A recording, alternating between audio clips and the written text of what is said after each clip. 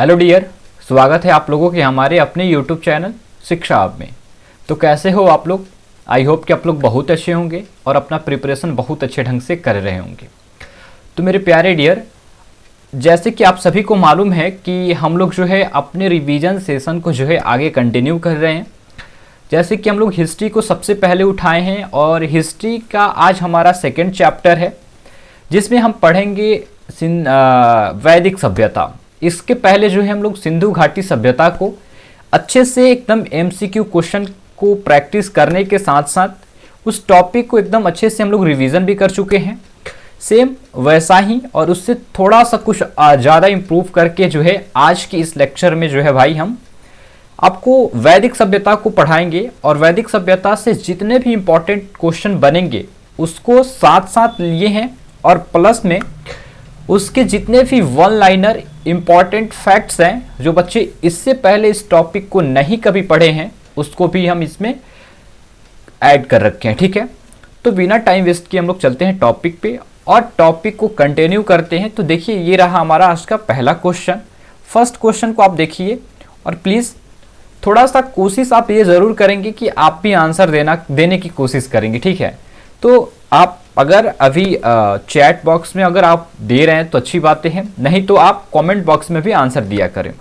साथ ही साथ एक पेज को ले लें और एक पेज पे नंबरिंग कर लें।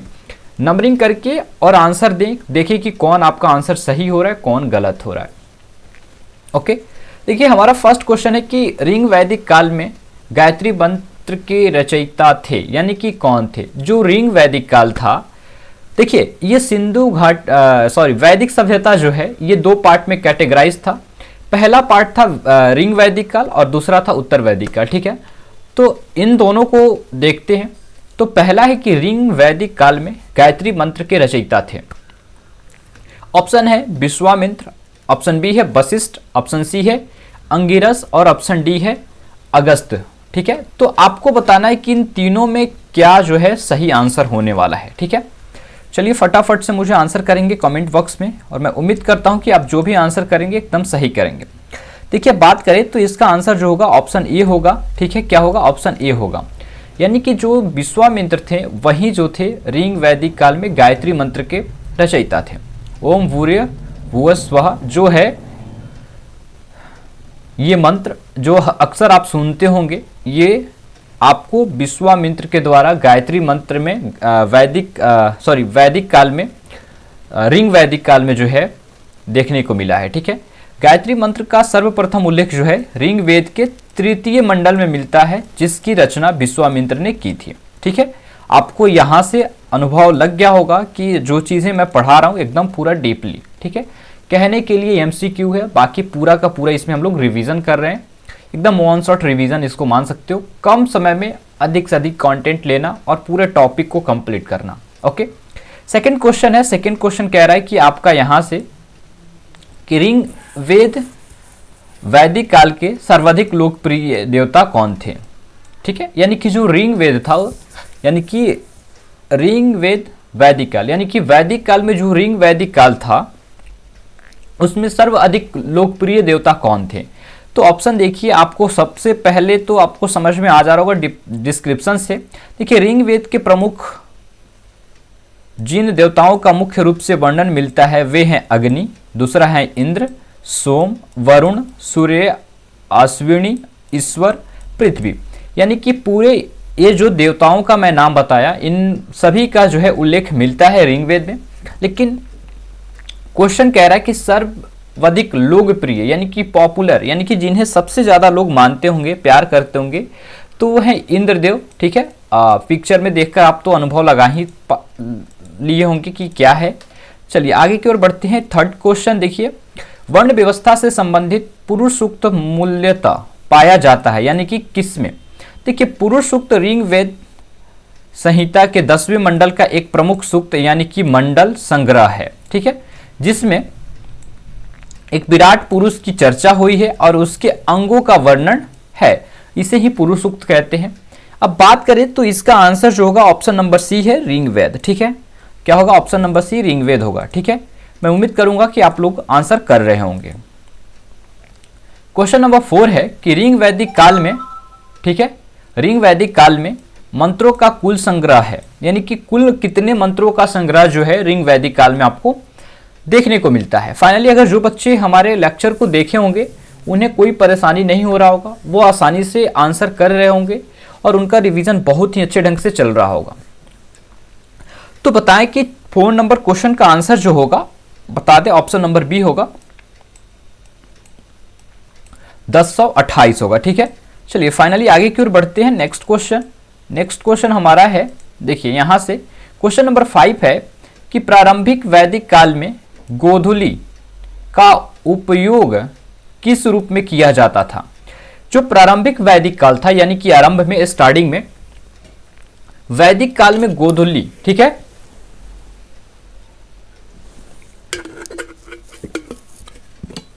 का उपयोग जो है किस रूप में किया जाता था। तो चलिए पहले थोड़ा सा मैं डिस्क्रिप्शन को बता दूं आपको कि आप समझ पाओ। देखो, गोधूली का अर्थ जो होता है, जो गोधूली शब्द आप सुन रहे हो, इसे 2 पार्ट में कैटेगराइज करो। पहला है गो और दूसरा है धूल, अर्थात गायों के पैरों से उठने वाली धूल को जो है गोधूली कहा जाता था। ठीक है, देखो प्यारे, पुराने समय में जब गाय जंगल से चरकर वापस आती थी तो पता चल जाता था कि शाम होने वाली है, इसलिए इस समय को विशेष को गोधूली बेला कहने लगे, अर्थात संध्या का समय। देखिए, बात करें पहले के समय में, तो उस समय जो था कि कोई घड़ी नहीं था, टाइम देखने की कोई सुविधा नहीं थी, टाइम समय निर्धारण हुआ नहीं था। तो उस समय के लोग जो है इस टाइप से अनुमान लगाते थे कि शाम हो गया है, संध्या हो गया है। जब गैया जो है सुबह जो है चरने के लिए जंगल चली जाती थी और फिर जब शाम होता था तो गैया खुद ऑटोमेटिक जो है जिसकी गैया थी उसके द्वार पे जो है खुद गैया चली आती थी। तो उससे अनुमान लोग लगाते थे कि अब शाम हो गया, तभी तो गैया जंगल से चली आई। तो इसीलिए उसे गोधूली बेला भी कहा जाता है, यानी कि संध्या का समय, शाम का समय। ठीक है, तो बात करें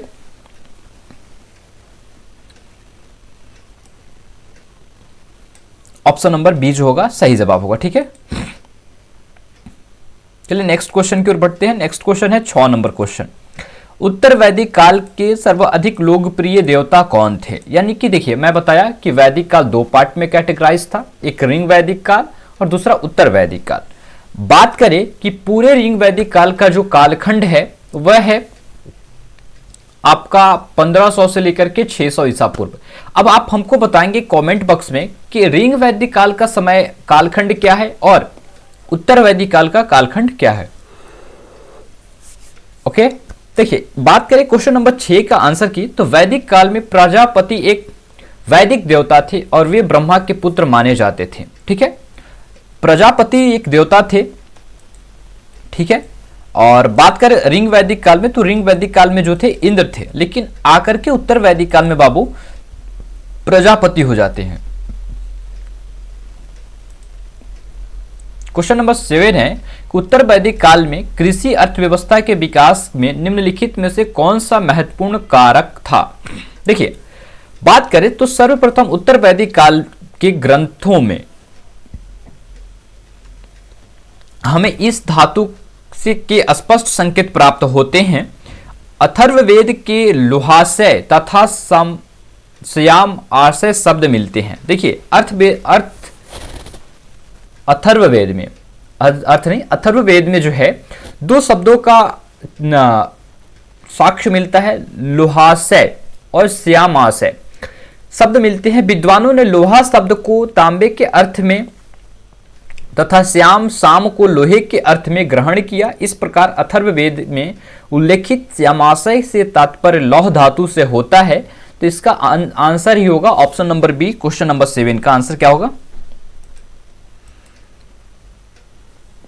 ऑप्शन नंबर बी होगा। ठीक है, चलिए नेक्स्ट क्वेश्चन नंबर 8 है कि पुराणों की संख्या कितनी थी। तो पुराणों की संख्या जो है 18 बताई गई है। विष्णु, पद्म, ब्रह्मा, शिव, भगवत, नार, ठीक है, और मार्कंडे, अग्नि, ब्रह्म, वैदत्त, लिंग, वराह, स्कंद, वामन, ठीक है, कूर्म, मत्स्य, गरुड़, ब्रह्मांड और भविष्य, ये जो है पूरे 18 के 18 जो है पुराण आपको बताए गए हैं। पुराणों में अग्नि पुराण सबसे प्राचीन पुराण है। आप याद रखेंगे कि जो पूरे के पूरे आपको 18 पुराण बताए जाते हैं, वो 18 पुराणों में अग्नि जो है सबसे पुराना यानी कि सबसे प्राचीन पुराण में से माना जाता है आपको, ठीक है। निम्नलिखित रूप से कौन सा वेद आंशिक रूप से गद्य है, यानी कि निम्नलिखित में से जो है कौन सा जो वेद है आंशिक रूप से गद्य है और आंशिक रूप से पद है। तो फाइनली मुझे ऐसा लगता है कि आप समझ रहे होंगे कि यजुर्वेद गद्य और पद दोनों में रचित है। तो आंशिक कुछ आधा, जो आंशिक मतलब होता है आधा, अर्ध, तो कुछ गद्य है और कुछ पद है। यजुर्वेद की दो शाखाएं ज्ञात होती है, एक शुक्ल यजुर्वेद और एक कृष्ण यजुर्वेद, याद रखेंगे।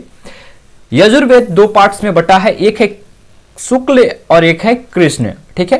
फिर बात करें कृष्ण यजुर्वेद की 85 शाखाओं की चर्चा मिलती है, किंतु आज उसमें से केवल 4 ही उपलब्ध हैं, तैत्तिरीय और मैत्रेय और कंठ और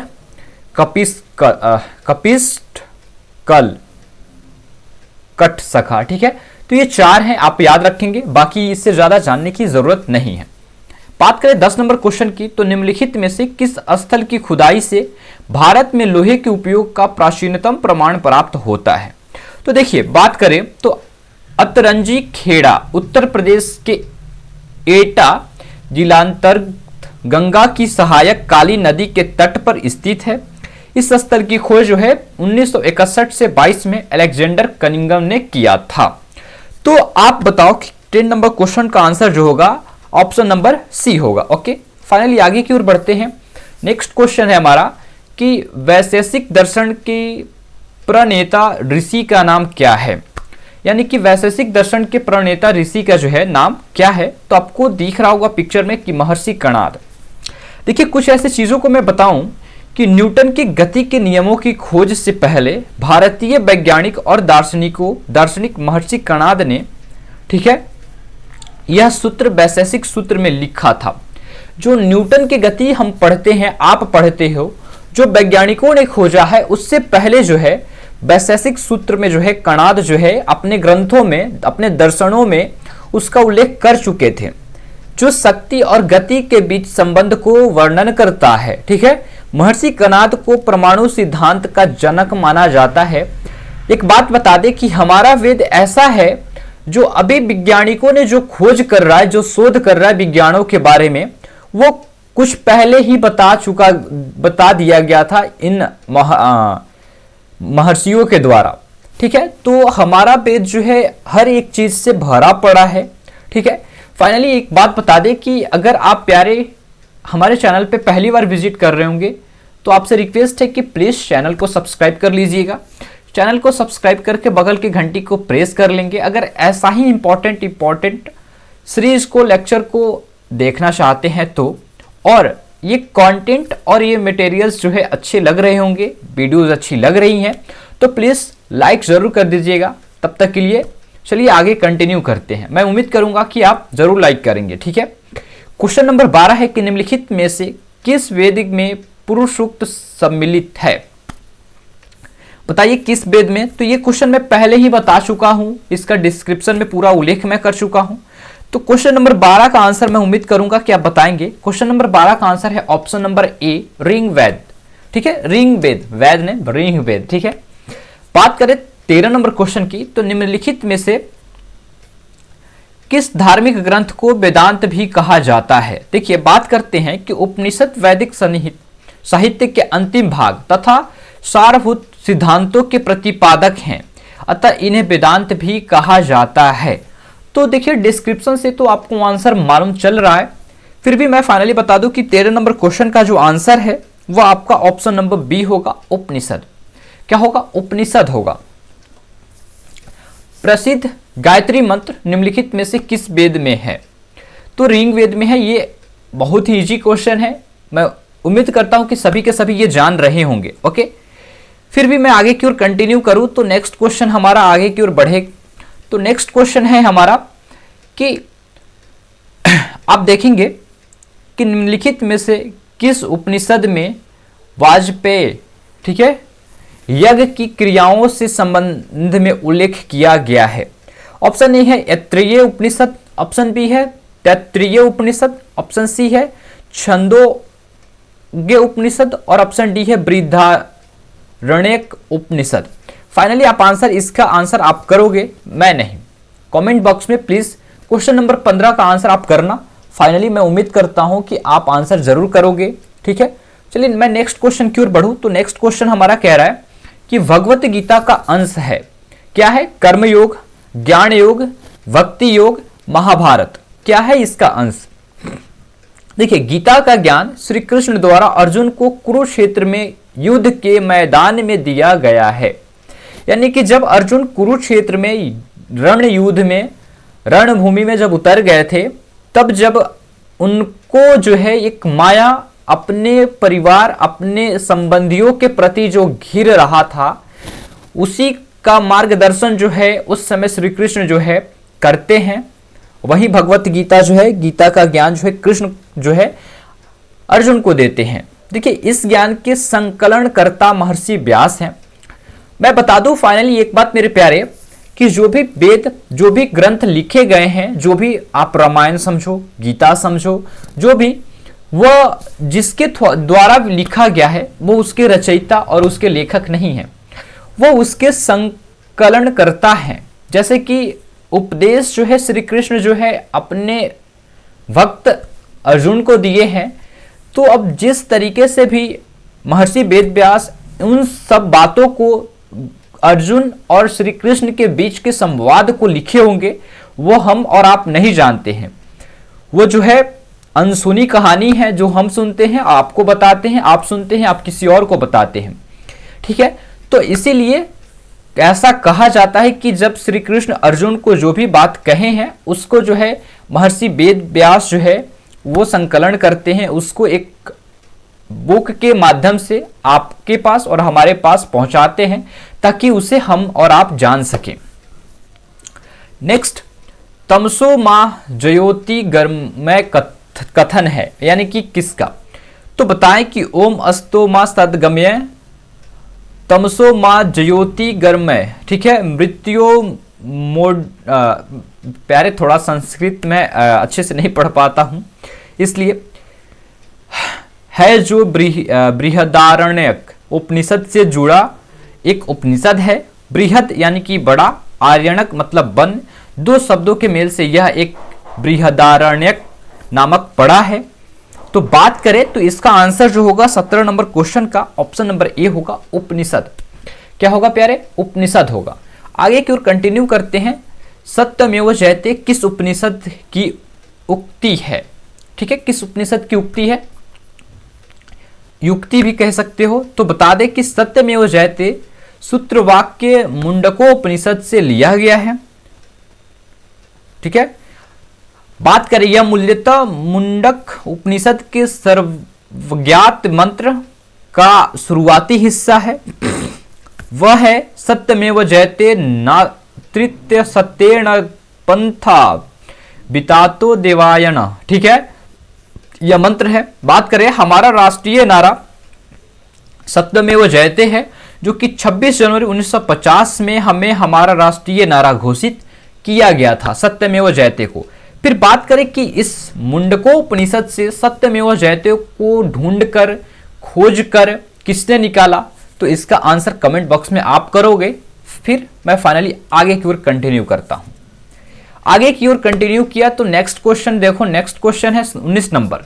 निम्नलिखित में से कौन एक अष्टांग योग का अंश नहीं है? अष्टांग योग देख लो कौन कौन से हैं। बात करें अष्टांग योग अर्थात योगों के 8 अंग। पतंजलि ने योग की समस्त विद्याओं को 8 अंगों में श्रेणीबद्ध कर दिया। यह 8 अंग है यम, नियम, आसन, प्राणायाम, प्रत्याहार, धार, ठीक है, ध्यान और समाधि। तो बताओ कि इसमें से क्या है? तो ऑप्शन ए जो है मनुस्मृति जो है इसका सही जवाब होगा। वैदिक काल में पानी किसे जाता था?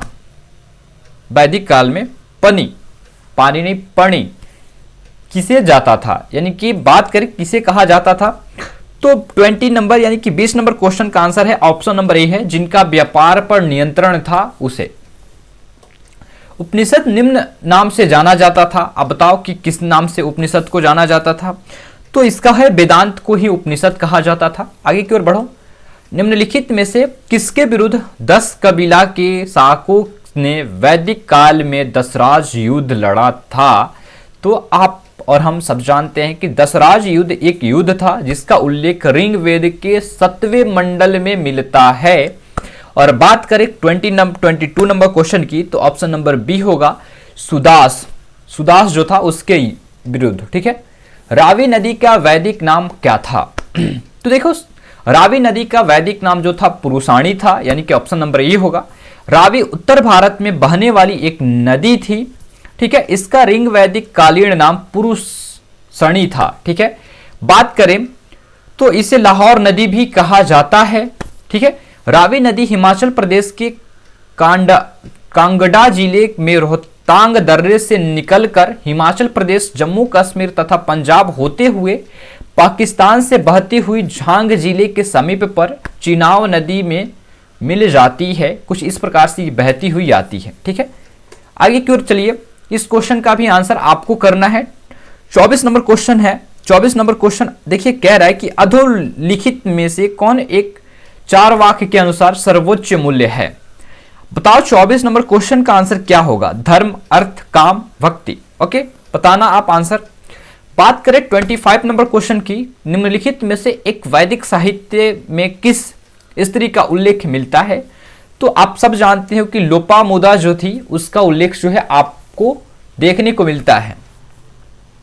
ठीक है। देखिए, एक वैदिक मंत्र और ऋषि पत्नी जिसका उल्लेख ऋग्वेद में आया है, यह विदर्भराज की कन्या थी, विदर्भराज की। ठीक है। जिसका विवाह अगस्त्य मुनि के साथ हुआ था। बात करते हैं कि आर्य शब्द क्या इंगित करता है, यानी कि आर्य शब्द का अर्थ क्या होता है, शाब्दिक अर्थ क्या होता है, आर्य शब्द से क्या तात्पर्य निकलता है?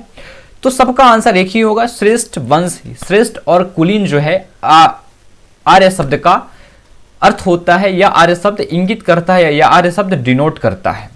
आर्य शब्द का प्रयोग महाकुल, कुलीन, सभ्य, सज्जन, साधु एक्सेट्रा के लिए पाया जाता है या किया जाता है। बात करें यज्ञ संबंधी विधि विधान का पता चलता है। प्यारे, इतना लॉलीपॉप क्वेश्चन आप नहीं बता पाओगे, एकदम लॉलीपॉप क्वेश्चन है। लॉलीपॉप क्वेश्चन इसलिए कह रहा हूं कि यज्ञ शब्द का जो पूरा का पूरा बायोडाटा जो रखा है वेद, वो कौन रखा है? तो बताओ, यजुर्वेद, यजुर यज्ञ। बात करें आरंभिक वैदिक साहित्य में सर्वाधिक वर्णित नदी है, क्या है?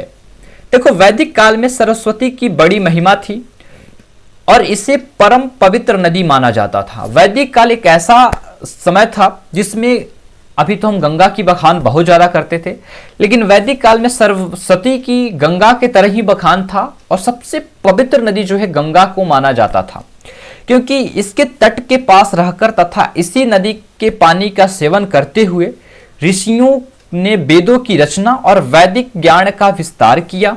इसी कारण सरस्वती को विद्या और ज्ञान की देवी के रूप में भी पूजा जाने लगा। हमारी और आपकी विद्या की जो माता है, विद्यादायिनी, वो सरस्वती ही है, और यही रीजन है, कुछ इतिहासकारों का ये मानना है, इसलिए ये बता रहे हैं।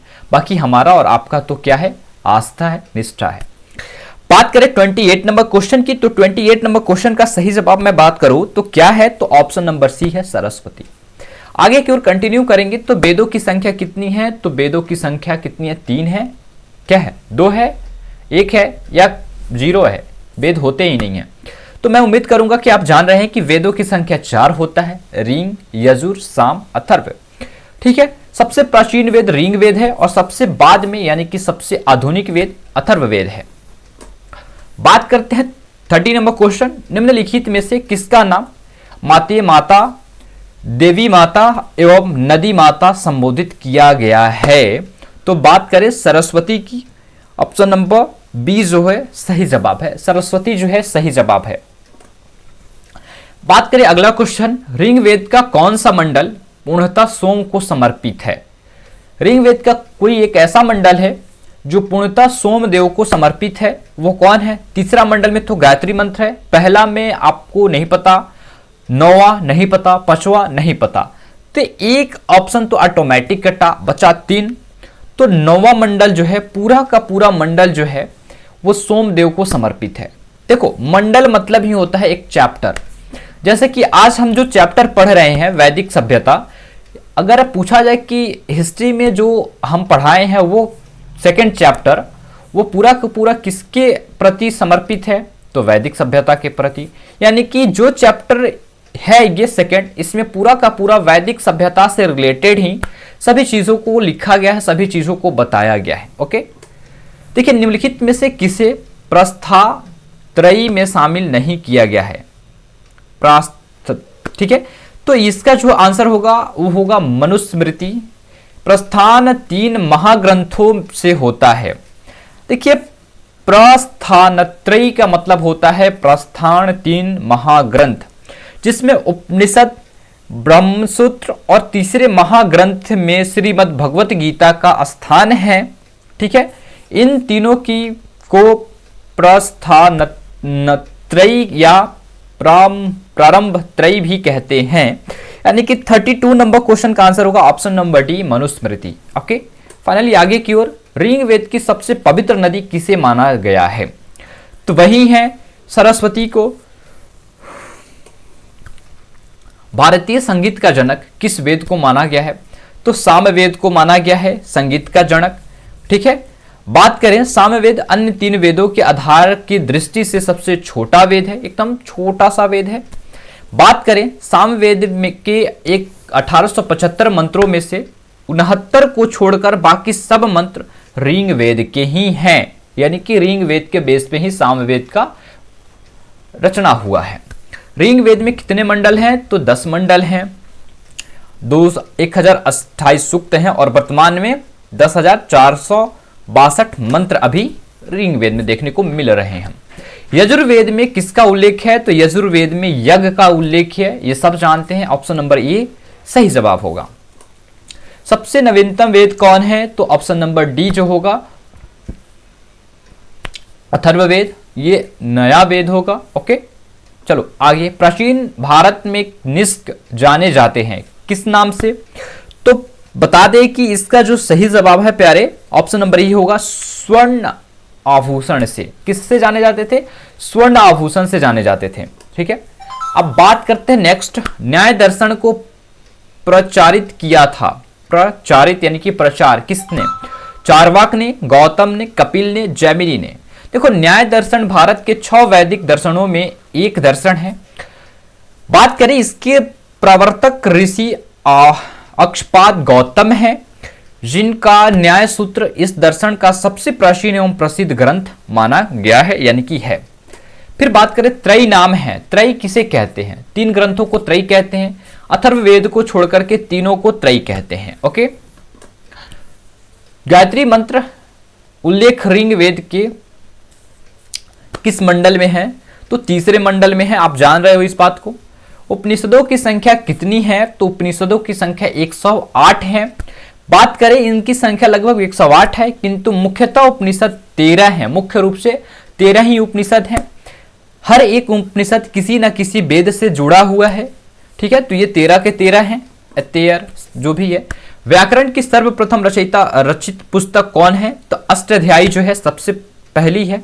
8 अध्याय वाली अष्टाध्यायी महर्षि पाणिनि द्वारा जो है रचित संस्कृत व्याकरण का एक अत्यंत प्राचीन ग्रंथ है। किसका? संस्कृत व्याकरण का। अष्टाध्यायी के रचयिता कौन है? कालिदास है ना प्यारे, एकदम सही कह रहे हो। पाणिनि इसका सही जवाब होगा, ऑप्शन नंबर सी। फिर बात करते हैं नेक्स्ट क्वेश्चन, वेदों की टीकाओं को क्या कहा जाता था? वेदों के टीकाओं को क्या कहा जाता था प्यारे? तो क्वेश्चन नंबर 46 का आंसर होगा ऑप्शन नंबर डी, ब्राह्मण ग्रंथ कहा जाता था। आंसर याद रखेंगे। वैदिक काल में खोजी गई धातु है, क्या है? वैदिक काल में खोजी गई धातु क्या है? तो वैदिक काल में खोजी गई धातु लोहा है। बात करते हैं प्यारे कि हम पढ़ रहे थे सिंधु घाटी सभ्यता, फिर अचानक से आगे बढ़ती हुई सभ्यता को किस बेस पे हम वैदिक सभ्यता कहने लगे, और उसमें भी रिंग वैदिक काल और उत्तर वैदिक काल। वैदिक सभ्यता कहें, ठीक है, रिंग वैदिक काल और उत्तर वैदिक काल कहने का क्या तात्पर्य था? कहने का तात्पर्य यही था कि वैदिक काल में ही आगे चल करके लोहे का खोज होता है, लोहे की साक्ष्य मिलती है, लोहा मिलता है। जब लोहा मिल जाता है तो उस टाइम से उसे वैदिक काल कहा जाने लगता है। ओके, तो और भी कुछ रीजन है, बाकी डीप नहीं जाना है। आर्य शब्द का अर्थ क्या है? तो वही श्रेष्ठ और कुलीन। अब बताओ कि ओम, ओम समझ रहे हो ना? ओम कहां से लिया गया है? महाकाव्यों से, पुराणों से, उपनिषदों से या वेदों से? मैं बात करूं तो इसका सही जवाब क्या होगा? ओम मंत्र या उद्धारणों की शुरुआत वेदों से हुई है। ओम को मानक उच्चारण के रूप में इस्तेमाल किया जाता है। ओम को मंत्र या उद्धारणों की शुरुआत में वेद से लिया गया, एक मानक उच्चारण के रूप में इस्तेमाल किया गया। ऑप्शन डी होगा उसका सही जवाब। बात करें नेक्स्ट क्वेश्चन, वैदिक युग में यौ कहा जाता था, यौ यानी कि जौ को कहा जाता था, याद रखना। फिर बात करें योग दर्शन का प्रतिपादक किसे माना गया? तो पतंजलि जो थे योग के प्रतिपादक थे। पुष्यमित्र श्रृंग के कुल गुरु और पुरोहित थे। कौन? ये पतंजलि। बात करें रिंग वैदिक आर्यों का मुख्य व्यवसाय क्या था? तो आपको मालूम है कि क्या था? व्यवसाय नहीं था, कि कृषि था, कि पशुपालन था, कि शिक्षा था? अब बताइए कि इसका सही जवाब क्या होगा 52 नंबर क्वेश्चन का। तो बता दें कि पशुपालन जो था इनका मुख्य व्यवसाय था। बात करें तो वैदिक सभ्यता ग्रामीण सभ्यता थी। जब आर्य का आगमन हुआ यहां मध्य एशिया में, तो ग्रामीण सभ्यता के लोग थे जो आर्य थे। ओके, आगे की ओर कंटिन्यू करते हैं। रिंग वैदिक का समय जो है आप बताओगे कमेंट बॉक्स में। उत्तर वैदिक संस्कृति का काल किससे माना जाता है? देख लो, बताना आप। भारतीय संगीत का आदि ग्रंथ कहा जाता है सामवेद को। एकदम इजी लॉलीपॉप क्वेश्चन है, लॉलीपॉप, समझ रहे हो ना, लॉलीपॉप। बात करें नेक्स्ट क्वेश्चन, तो भारतीय संगीत का आदि ग्रंथ कहा जाता था, रिपीटेड है। अनुलोम विवाह का अर्थ क्या होता है? देखो, ऑप्शन ए जो है इसका सही जवाब है, मैं पहले बता देता हूं। उच्च वर्ण का पुरुष का निम्न वर्ण स्त्रियों के साथ विवाह जो है अनुलोम कहलाता था। एक विवाह होता था अनुलोम और दूसरा होता था प्रतिलोम। प्रतिलोम विवाह में होता था कि उच्च वर्ण का स्त्री होता था और निम्न वर्ण का पुरुष होता था। उस समय कुछ जातिवाद छिड़ा नहीं था कि हम इससे शादी नहीं कर सकते, ये हमारी कास्ट का नहीं है, हम इस कास्ट में शादी नहीं कर सकते। देखो, अभी भी कुछ नहीं है, कास्ट कुछ होता नहीं है, ना ही हम मानते हैं और ना ही हम जिसे बताते हैं उसको मानने देते हैं। कास्ट कोई सीमा नहीं है प्यारे। कास्ट क्या होता है? कुछ नहीं होता है, कोई भी कास्ट नहीं है। इक्वली सब इंसान है, इक्वली सब मनुष्य हैं। हमारा इतिहास इसका गवाह है कि कोई भी कास्ट नहीं होता है, कोई भी जाति नहीं होता है। ठीक है, इस पे एक भ्रम पैदा कर दिया गया है अपने व्यवसाय के लिए, अपने सुविधा के लिए और कुछ नहीं। और इसी भ्रम में अभी के लोग जो है जी रहे हैं। लेकिन ऐसा है कि कुछ समय और बीतेगा, बस ये सारी भ्रम टूट जाएगा। जाति प्रथा, जाति व्यवस्था, ये सब का सब खत्म हो जाएगा कि ये इस कास्ट का है, वो उस कास्ट का है। तो ये ऊंच नीच सब खत्म हो जाएगा। धीरे धीरे सब खत्म हो रहा है और फाइनली मैं उम्मीद करता हूं कि कुछ दिनों में ये सब खत्म हो जाएगा। मुझे ये पसंद नहीं है, बाकी आपका अपना विचार है। ठीक है, आगे की ओर बढ़ते हैं। फाइनली प्रथम विधि निर्माण कौन था? देखिए, बात करें प्रथम विधि निर्माण या प्रथम हिंदू विधि निर्माण, ठीक है, प्रथम हिंदू विधि निर्माण या प्रथम विधि निर्माण कौन था? तो मनु को माना जाता था। मनु जो थे वो प्रथम विधि निर्माण थे।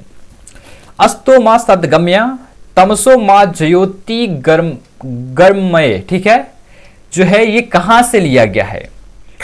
तो ये जो लिया गया है आपको बता दें कि ये लिया गया है आपका उपनिषद से।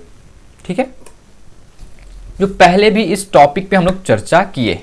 उपनिषद काल के राजा अश्वपति शासक थे। कहां के? तो केकय के शासक थे। केकय एक देश था।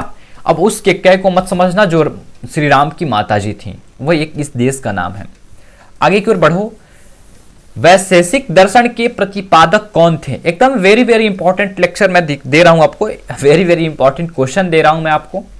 इतना कर लो, टॉपिक से इनफ है, यहां से अब बाहर कुछ पूछा नहीं जाएगा आपसे, इसकी दावा मैं करता हूं। तो बताओ 61 का आंसर क्या होगा? तो ऑप्शन सी जो है सही होगा, महर्षि कणाद जो है। अथर्ववेद में किसका उल्लेख है? तो रोग निवारण जादू टोना का, एकदम। अथर्ववेद से यजुर्वेद में विश्वास किए जाने लगा। अनेक प्रकार की चिकित्सा पद्धतियों का वर्णन अथर्ववेद में है। अथर्ववेद गृहस्थ आश्रम के अंदर पति पत्नी के कर्तव्य तथा विवाह के नियमों, मान मर्यादाओं का उत्तम विवेचन करता है। अथर्ववेद में ब्रह्मा की उपासना संबंधी बहुत से मंत्र हैं। देखिए, पति पत्नी की बात आ रही है, तो जब आपकी शादी होगी तो प्लीज मैं सजेस्ट कर रहा हूं एक बार अथर्ववेद पढ़ लेना, कुछ फायदा हो जाए। ठीक है, आगे की ओर कंटिन्यू करते हैं, देखते हैं। देखिए, वेद पढ़ना कोई गलत नहीं है, मैं भले ही मजाक किया, बट वेद पढ़ना चाहिए मुझे, आपको। हमारे जो भी ग्रंथ है उससे पढ़ना चाहिए, जो भी टाइम मिले उसमें टाइम निकाल कर। वेदों की संख्या कितनी है? तो वेदों की संख्या बात करें तो 6 है। शिक्षा, कल्प, व्याकरण, ज्योतिष, छंद और निरुक्त, ये सभी के सभी आपके वेद माने गए हैं। ओके प्यारे, मैं उम्मीद करता हूं कि यहां तक आप सभी को समझ में आ रहा होगा, आप यहां तक समझ रहे होंगे और अच्छे से समझ पा रहे हैं। ठीक है, फाइनली आगे की ओर कंटिन्यू करें तो आगे की ओर बढ़ते हैं, देखते हैं आगे क्या है। आगे देखो, यहां आगे हम लोग नेक्स्ट क्वेश्चन की ओर। भारत में सिंधु सभ्यता के पश्चात जिस नवीन सभ्यता का विकास हुआ उसे क्या कहते हैं? तो उसे कहते हैं, हम आपको बता दें कि वैदिक सभ्यता। भारत में, वही रिपीटेड क्वेश्चन है, किस वेद में प्राचीन वैदिक युग की संस्कृति के बारे में सूचना दी गई है? तो बताओ 66 नंबर क्वेश्चन का आंसर क्या है? ऑप्शन ए है ऋग्वेद। ठीक है, 67 नंबर, कृष्ण भक्ति का प्रथम और प्रधान ग्रंथ कौन है? तो श्रीमद् भगवत गाथा।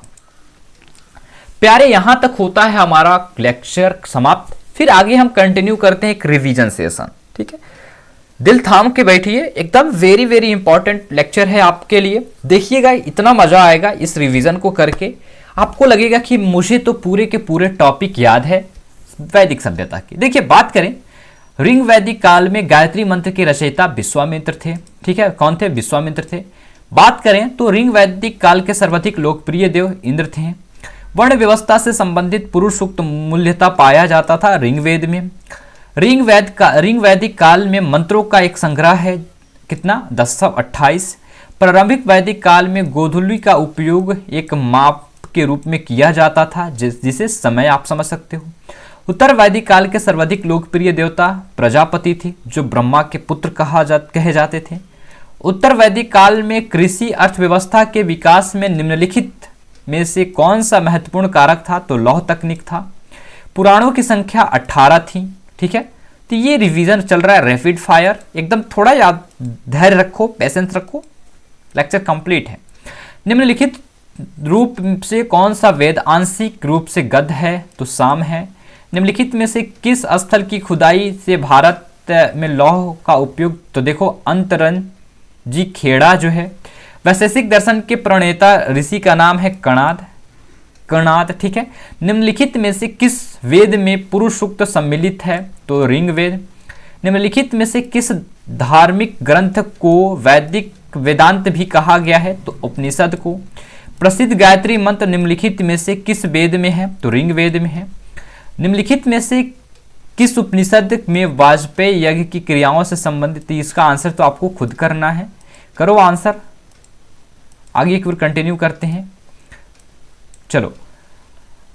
भगवत गीता का अंश महाभारत है। तमसो माँ, इसका जो कथन है उपनिषद से लिया गया है। सत्यमेव जयते, मुंडको उपनिषद से। अष्टयोग का अंश कौन नहीं है? मनुस्मृति नहीं है। वैदिक काल में पनी कहा जाता था, जिनका व्यापार पर नियंत्रण था। उपनिषद निम्न नाम से जाने जाते थे, वेदांत के नाम से। निम्नलिखित में से किसके विरुद्ध जो है 10 कबीलाओं के शासकों ने वैदिक काल में 10 राज युद्ध लड़ा था? तो सुदास के विरुद्ध। ओके, फाइनली आगे की ओर कंटिन्यू करते हैं प्यारे। आगे की ओर कंटिन्यू करते हैं तो रावी नदी का वैदिक नाम पुरुषाणी था। निम्नलिखित में से एक वैदिक साहित्य में किस स्त्री का उल्लेख है? तो लोपामुद्रा का। बात करें आर्य शब्द इंगित करता है श्रेष्ठ वंश का, ठीक है। यज्ञ संबंधी विधि विधान का पता चला यजुर्वेद में। बात करें प्रारंभिक वैदिक साहित्य में सर्वाधिक वर्णित नदी है सरस्वती। बात करें वेदों की संख्या कितनी है? तो 4 है। निम्नलिखित में से किसका नाम माता देवी माता जो है ये सरस्वती को कहा जाता था? क्यों कहा जाता था ये सभी मैं बताया हूं अभी। फिर बात करें नेक्स्ट, तो देखो यहाँ निम्नलिखित में से किसे प्रास्थान त्रयी में शामिल नहीं किया गया? तो मनुस्मृति को। बात करते तो ऋग्वेद की सबसे पवित्र नदी सरस्वती है। भारतीय संगीत का जनक सामवेद है। ऋग्वेद में 10 मंडल हैं। यजुर्वेद में यज्ञ का उल्लेख है। सबसे प्राचीन वेद अथर्ववेद है। प्राचीन भारत में निष्क स्वर्ण आभूषणों से माने जाते थे। न्याय दर्शन की को प्रचारित किया गौतम ने। ओके, आगे की ओर कंटिन्यू करते हैं। देखिए नेक्स्ट देखो, सबसे नया वेद अथर्ववेद, ठीक है। गायत्री मंत्र उल्लेख ऋग्वेद में किसके कौन मंडल? तो तीसरे मंडल में। सामवेद में किसका उल्लेख है? तो संगीत का। उपनिषदों की संख्या कितनी है? तो 108। व्याकरण की सर्वप्रथम रचित पुस्तक अष्टाध्यायी है। वेदों के टीकाओं को कहा जाता था ब्राह्मण ग्रंथ। अष्टाध्यायी के रचयिता कौन थे? पाणिनि। वैदिक काल में खोजी गई धातु लोहा है और आर्य शब्द का अर्थ है श्रेष्ठ या कुलीन। ओके, फाइनली मुझे उम्मीद है कि जो बच्चे यहाँ तक देख रहे हैं उनको लेक्चर अच्छी लग रही है, तो प्लीज़ लाइक ज़रूर करेंगे, ठीक है। और आप कमेंट भी करेंगे, ठीक है। ओम कहाँ से लिया गया? वेद से। वैदिक युग में यौ का अर्थ होता है जौ। योग दर्शन के प्रतिपादन पतंजलि हैं। ऋग्वेद में आर्यों का मुख्य व्यवसाय पशुपालन है। क्या है? पशुपालन है मुख्य व्यवसाय। क्या है प्यारे? आप देख सकते हो पशुपालन को माना गया है मुख्य व्यवसाय। ओके, फिर बात करते हैं नेक्स्ट की ओर। थोड़ा सा वेट कर लो, नेक्स्ट आगे हम कंटिन्यू कर देते हैं अभी लेक्चर को। ओके, चलिए नेक्स्ट की बात करें तो नेक्स्ट आपको यहाँ से देखने को मिलेगा। क्या देखने को मिलेगा? देखो, बात करें नेक्स्ट की तो नेक्स्ट यहाँ से देखो, कुछ चीज़ों को मैं आपको बता दूं तो आप समझ पाओगे, ठीक है। ओके, चलो आगे की ओर कंटिन्यू करते हैं लेक्चर को फटाफट से। चलो आगे की ओर कंटिन्यू, चलो 1 मिनट, हाँ चलो आगे की ओर कंटिन्यू करते हैं फटाफट। ओहो,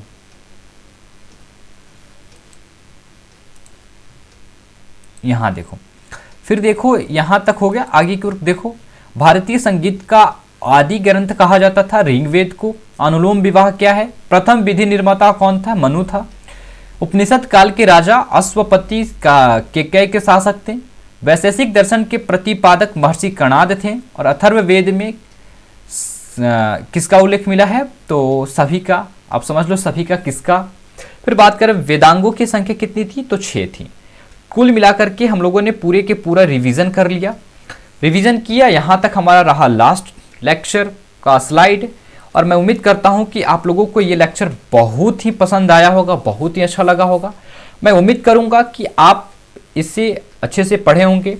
और डियर, एक बात, आपका होमवर्क जो है वो ये है कि कल यानी कि नेक्स्ट लेक्चर जब आपको दिया जाएगा उससे पहले आप बौद्ध धर्म और जैन धर्म को अच्छे से पढ़ लेंगे और तब देखिएगा फिर पढ़ने का क्या मजा आएगा और इस लेक्चर का, ठीक है। तो चलिए फिर आज के लिए इतना ही रहने देते हैं। फिर मिलते हैं हम लोग नेक्स्ट लेक्चर के साथ, बौद्ध और जैन धर्म के साथ।